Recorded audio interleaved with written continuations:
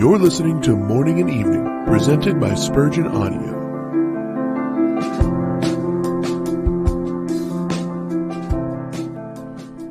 Keep back thy servant also from presumptuous sins.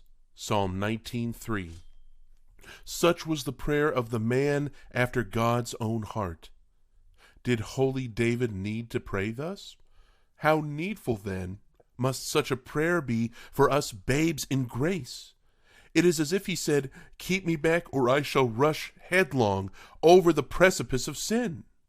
Our evil nature, like an ill-tempered horse, is apt to run away. May the grace of God put the bridle upon it and hold it in, that it rush not into mischief.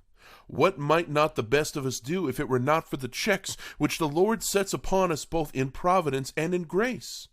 The psalmist's prayer is directed against the worst form of sin, that which is done with deliberation and willfulness. Even the holiest need to be kept back from the vilest transgressions.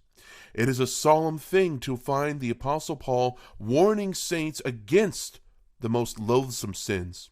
Mortify therefore your members which are upon the earth, fornication, uncleanness, inordinate affection, evil concupiscence, and covetousness, which is idolatry. What, do saints want warning against sins such as these? Yes, they do.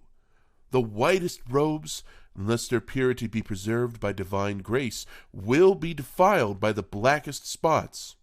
Experienced Christian, boast not in your experience. You will trip yet if you look away from him who is able to keep you from falling. Ye whose love is fervent, whose faith is constant, whose hopes are bright, say not, "We shall never sin," but rather cry, "Lead us not into temptation." There is enough tinder in the heart of the best of men to light a fire that shall burn to the lowest hell, unless God shall quench the sparks as they fall. Who would have dreamed that righteous Lot could be found drunken and committing uncleanness? Hazael said, "Is thy servant a dog that he should do this thing?"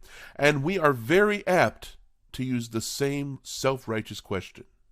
May infinite wisdom cure us of the madness of self-confidence.